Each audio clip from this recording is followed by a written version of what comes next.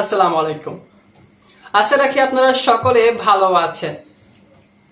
আমরা কমপ্লিটিং সেন্টেন্সের পার্ট 3 নিয়ে আজকে আলোচনা করব। কমপ্লিটিং সেন্টেন্সের পার্ট 3। সো এই ক্লাসটি দেওয়ার পূর্বে আমি মোট 3টি ক্লাস নিয়ে ফেলেছি। একটা হচ্ছে রিলেটিভ প্রোনাউন নিয়ে, তারপর অ্যান্টিসিডেন্ট নিয়ে, আরেকটা হচ্ছে আমার প্রোনাউনের A to Z একটা আলোচনা হয়েছে, যেখানে subjective, objective, possessive, double possessive. এই ক্লাসটি অবশ্যই করতে হবে, ঠিক আছে? তাহলে আমরা সাবজেক্ট অবজেক্টের ব্যবহারটা খুব ভালোভাবে বুঝতে পারবো। সো আমি মোট 3টা ক্লাসের কথা বললাম, রিলেটিভ প্রোনাউন, অ্যান্টিসিডেন্ট, একটা হচ্ছে প্রোনাউনের A to Z। এই 3টা ক্লাস অবশ্যই করতে হবে, যেটা আমি ডিসক্রিপশন বক্সে লিঙ্কটি দিয়ে দিব। সো অবশ্যই আপনারা ক্লাসটি করবেন, তাহলে বুঝতে কোনো সমস্যা হবে না। সো অবশ্যই ক্লাসটি করবেন, তাহলে আমি বুঝাতে সার্থক হব। সো এখন আমি সরাসরি চলে যাব কম্পিউটার স্ক্রিনে। সো সম্পূর্ণ ভিডিওটি দেখার জন্য আপনাদের সকলকে রইল আমার অনুরোধ।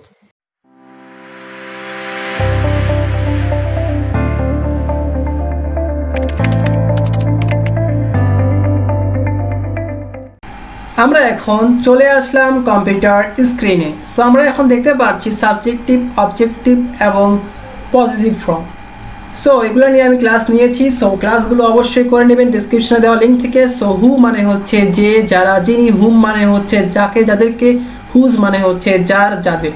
সাবজেক্টিভ মানে হচ্ছে সাবজেক্ট হিসেবে কাজ করবে, অবজেক্টিভ মানে অবজেক্ট হিসেবে কাজ করবে, আর পজিটিভ একটু পরেই আপনারা জেনে যাবেন, বা যারা প্রোনাউনের ক্লাসটি করেছেন তারা অবশ্যই জানেন যে পজিটিভটা কি। সো আমরা এখন চলে যাব নেক্সট বিষয়টিতে। দেখুন এখানে কয়েকটা এক্সাম্পল দিব। সো সেই এক্সাম্পল থেকে আমরা খুব ভালোভাবে বুঝতে পারবো। এখন দেখুন, a tokai is a child who lives on the street.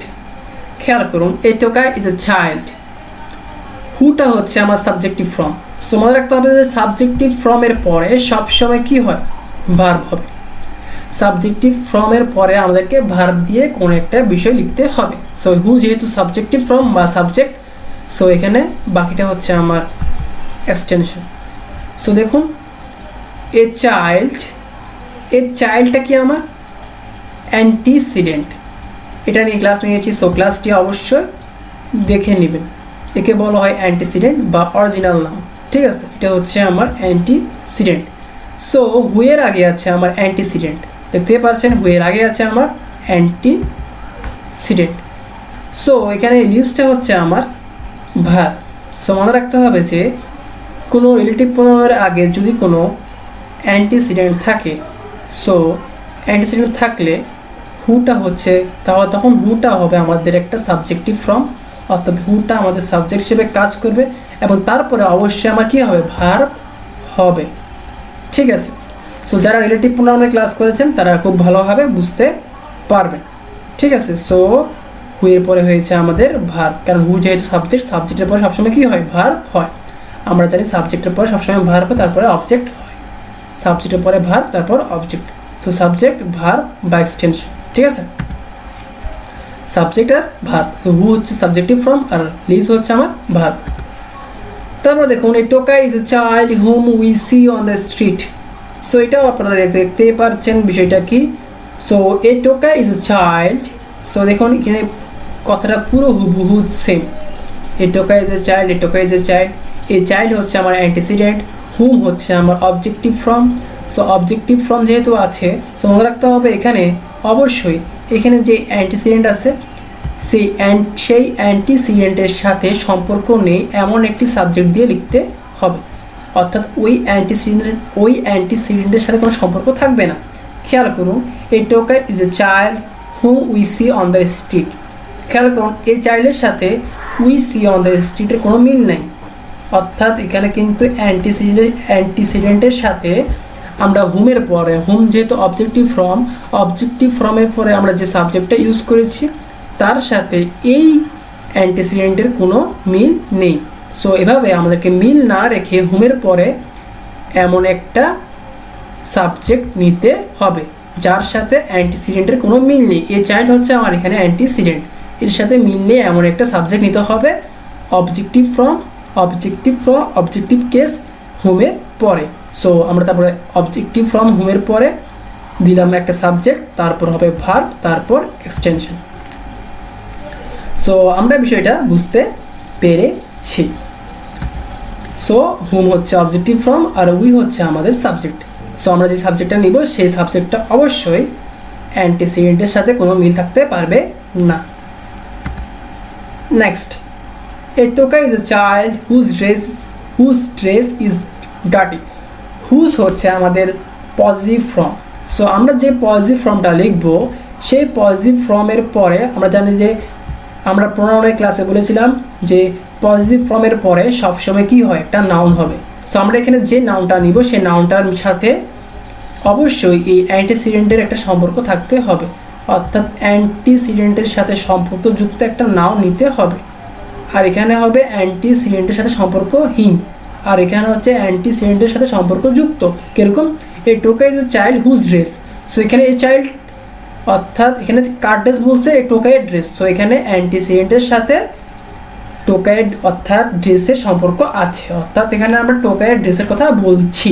So হুজের পরে যে নাউনটা নিব সেটা অর্থাৎ হুজের পরে আমরা যে নাউনটা নিব তার সাথে অবশ্যই অ্যান্টিসিডেন্ট অর্থাৎ এই চাইল্ড তো আমার অ্যান্টিসিডেন্ট এর সম্পর্ক থাকতে হবে। সো তারপর দেব ভার্ব, তারপরে আমাদের অবজেক্ট। ঠিক আছে।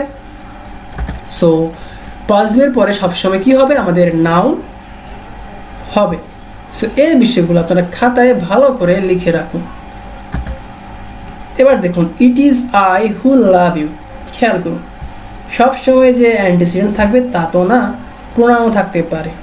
ঠিক আছে। সো প্রোনাউন যদি প্রোনাউনও থাকে তবেও সেম হবে। দেখুন এখানে আমরা হুয়ের আগে আছে আমাদের প্রোনাউন। আমরা জানি রিলেটিভ প্রোনাউনের আগে যদি কোনো সাবজেক্ট থাকে তাহলে সেটা অবশ্যই একটা রিলেটিভ প্রোনাউন হবে। ঠিক আছে। সো এই জন্য এটা হচ্ছে আমাদের একটা রিলেটিভ প্রোনাউন। কোনো প্রোনাউনের আগে যদি সাবজেক্ট থাকে অবশ্যই সেটা একটা রিলেটিভ প্রোনাউন হবে। সো এটা আমি কিন্তু রিলেটিভ প্রোনাউনের ক্লাসে খুব ভালোভাবে বুঝিয়েছি। সো দেখুন, সাবজেক্ট এবং ভার্ব, আইটা হচ্ছে আমার সাবজেক্ট, হুটা হচ্ছে আমার সাবজেক্ট, আর লাভটা হচ্ছে আমার এখানে ভার্ব। যেহেতু হুটা হচ্ছে আমার সাবজেক্টিভ ফর্ম, লাভটা হচ্ছে আমার ভার্ব। এখন দেখুন এখানে আইটা খেয়াল করুন, এখানে অ্যান্টিসিডেন্টের সাথে এই আইটা যেহেতু আমার ফার্স্ট পারসন সেহেতু আমরা এখানে কি দিলাম, লাভ। আমরা জানি ফার্স্ট পারসন এবং সেকেন্ড পারসনে এস বাই এস হয় না, কিন্তু থার্ড পারসন দেখুন এই চাইল্ড যেহেতু আমার থার্ড পারসন সেহেতু এখানে আমাদের এস যুক্ত হয়েছে। সো এই বিষয়টা আপনাদেরকে মনে রাখতে হবে। যদি রিলেটিভ প্রোনাউনের আগে যেই নাউনটা থাকবে বা প্রোনাউন থাকে, যদি কোনো নাউন থাকে সেই নাউনটা যদি থার্ড পারসন হয় বা প্রোনাউনটা যদি থার্ড পারসন হয় তাহলে অবশ্যই এস বাই এস হবে।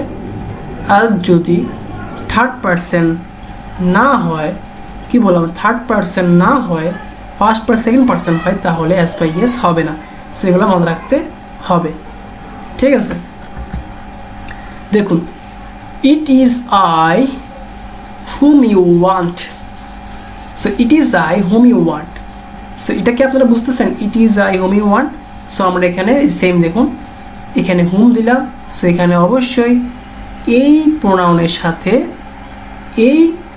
অর্থাৎ এই প্রোনাউনের সাথে হুমের পরে আমরা যে সাবজেক্টটা নিব তার কোনো সম্পর্ক থাকতে পারবে না। So it is I whom you want. So এখানে অর্থাৎ আমাদেরকে অবশ্যই এর সাথে এর কোনো সম্পর্ক থাকতে পারবে না এমন একটা সাবজেক্ট নিতে হবে হুমের পরে। হুম যেহেতু অবজেক্টিভ ফর্ম, সো এরপরে এমন একটা সাবজেক্ট নিতে হবে যার সাথে এই প্রোনাউনের কোনো সম্পর্ক নেই। অর্থাৎ হুমের আগে যে প্রোনাউন আছে তার সাথে, অর্থাৎ হুমের পরে আমরা যে সাবজেক্ট নেব ইউ, অর্থাৎ যেহেতু ইউর সাথে কোনো আয়ের কোনো সম্পর্ক নেই। খেয়াল করুন, ইট ইজ আই, এটা আমি, হুম ইউ ওয়ান্ট, যাকে তুমি চাও।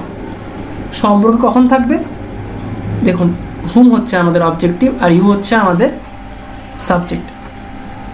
এখন দেখুন সম্পর্ক কখন থাকবে, it is I whose car is lost. খেয়াল করুন, ইট ইজ আই, এটা আমি, হুজ কার। সো কারটা এখানে কার, আই আমার। সো এখানে হুজ কার বলতে বোঝাচ্ছে কার গাড়ি, আমার গাড়ি। সো এখানে অবশ্যই প্রোনাউনের সাথে অর্থাৎ হুজের আগে যে প্রোনাউন আছে তার সাথে অবশ্যই সম্পর্ক আছে এই কারের।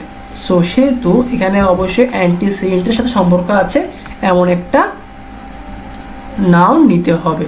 সো অবশ্যই মনে রাখবেন পজিটিভের পরে যেহেতু হুজ হচ্ছে আমার পজিটিভ, তারপর অবশ্যই আমাদের নাউন হবে।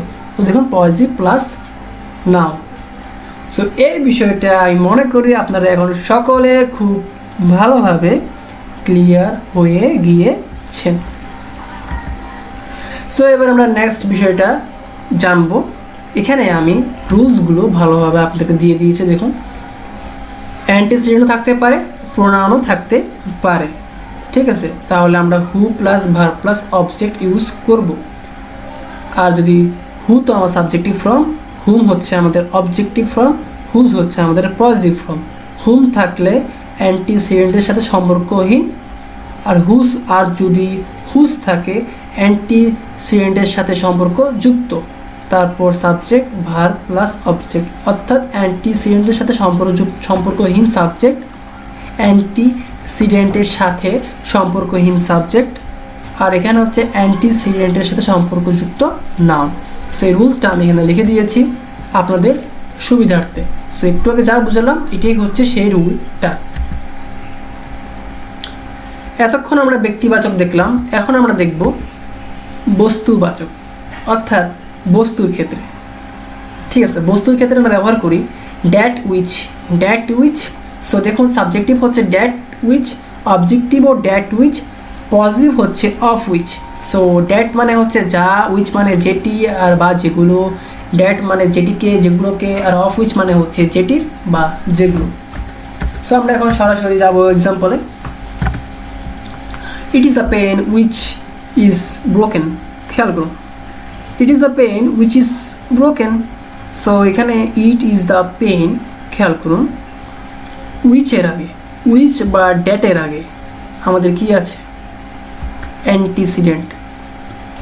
সো এরপরে আমরা দিলাম ভার্ব। সো এটা কিন্তু মিল আছে আগেরটার সাথে, ঠিক আছে। আমরা ওখানে ছিল কি হু ছিল, এখানে আছে উইচ। তারপরে ওখানে যেরকম হু এর পরে ভার্ব ছিল, এখানে উইচের পরে ভার্ব, তারপরে যা আছে তা বসিয়ে দিয়েছে, ঠিক আছে, ভার্বের পরে যা দরকার, ঠিক আছে। সো এই রুলসটা আগেরটার সাথে মিল আছে। সো উইচ ড্যাট থাকলে আমরা এভাবে করব। মনে রাখতে হবে উইচ যেহেতু সাবজেক্টিভ ফর্ম, ড্যাট যেহেতু সাবজেক্টিভ ফর্ম, সেহেতু আমরা তারপরে একটা ভার্ব দিয়ে করতে পারবো। সো আমরা এভাবেও করতে পারবো, অর্থাৎ সাবজেক্ট প্লাস ভার্ব দিয়ে, বা এভাবে করতে পারবো উইচ আর ড্যাটের পরে আমরা একটা সাবজেক্ট দিয়েও করতে পারবো কমপ্লিটিং সেন্টেন্স, ঠিক আছে।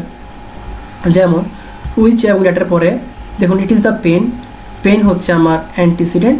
সো এরপরে আমরা সম্পর্ক নাই, অর্থাৎ পেনের সাথে সম্পর্ক নাই এমন একটা বিষয় নিব। যেরকম দেখুন it is the pen which I lost. So I lost, আইটা হচ্ছে আমার সাবজেক্ট, ঠিক আছে। অর্থাৎ আমরা সাবজেক্ট প্লাস, অর্থাৎ এখানে যেহেতু উইচ ড্যাটকে আমরা অবজেক্টিভ ফর্ম হিসেবে ব্যবহার করেছি, তারপর একটা আমরা সাবজেক্ট দিয়েছি। সো এটার সাথে কিন্তু আমাদের আগেরটার মিল আছে, ঠিক আছে।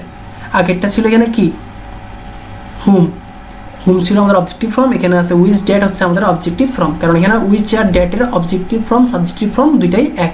সো আমরা এখানে এটার পরে ভার্ব দিয়েও করতে পারি, আবার সাবজেক্ট দিয়েও করতে পারি। কিন্তু যেই সাবজেক্টটা নিব তার সাথে অবশ্যই এই পেনের কোনো সম্পর্ক থাকবে না, অর্থাৎ এই অ্যান্টিসিডেন্টের কোনো সম্পর্ক থাকবে না।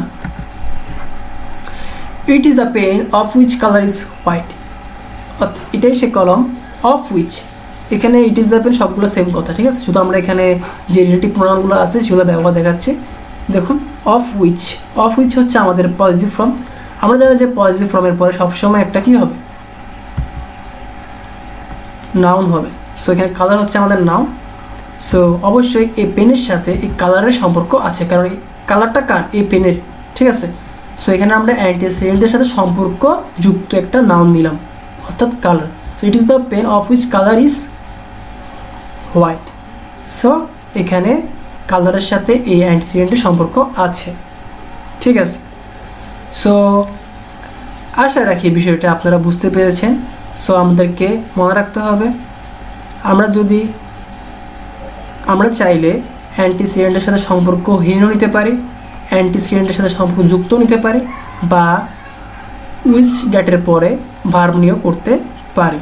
সো এখানে কোনো সমস্যা নাই, ঠিক আছে। কারণ এখানে দেখুন উইচ ড্যাট, এখানে অফ উইচ মনে রাখতে হবে, এখানে কিন্তু অফ উইচ। আর এখানে উইচ ড্যাট অর্থাৎ এখানে আমরা যে কোনো একটা, এখানে আমরা ইজ দিয়ে করতে পারবো বা সাবজেক্ট উইচ ড্যাটের পরে সাবজেক্ট দিয়ে করতে পারবো।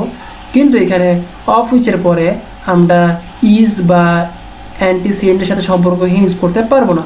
অফ উইচের পরে অবশ্যই অ্যান্টিসিডেন্টের সাথে সম্পর্কযুক্ত ইউজ করতে হবে, যেহেতু অফ উইচটা হচ্ছে আমাদের কি পজিটিভ ফর্ম। আমরা জানি যে পজিটিভ ফর্মের পরে সবসময় নাউন হয়। আমরা যে নাউনটা নিব সেই নাউনের সাথে অবশ্যই এই অ্যান্টিসিডেন্টের সম্পর্ক থাকতে হবে। আমরা এখন রুলসগুলো দেখলাম। এখানে দেখুন রুলস, অ্যান্টিসিডেন্ট উইচ ড্যাট থাকলে তারপরে ভার্ব দিয়ে অবজেক্ট, উইচ ড্যাট থাকলে অ্যান্টিসিডেন্টের সাথে সম্পর্কহীন সাবজেক্ট তারপরে verb plus object, of which থাকলে অ্যান্টিসিডেন্টের সাথে সম্পর্কযুক্ত noun verb plus object. So এই রুলসগুলো আমি লিখে দিলাম আপনাদের সুবিধার জন্য। সো আশা করি আপনারা বিষয়টা খুব ভালোভাবে বুঝতে পেরেছেন। আশা করি ভিডিওটা আপনাদের সকলের খুব ভালো লেগেছে। সো ভিডিওটি যদি ভালো লেগে থাকে অবশ্যই আপনারা চ্যানেলটিকে সাবস্ক্রাইব করবেন, অর্থাৎ ওখানে যে রেড আইকনটা আছে সেই রেড আইকনটা ক্লিক করে কালো করে দিন এবং বেল আইকনও অন করে দিন। তাহলে আমরা আরও ভিডিও করার আগ্রহ পাব এবং আপনারা আপনাদের অভিমত অর্থাৎ ভিডিওটি আপনাদের কেমন লেগেছে তা কমেন্ট বক্সে জানান এবং ভিডিওটিকে অবশ্যই একটি লাইক দিন যদি ভালো লাগে। সো ধন্যবাদ সকলকে।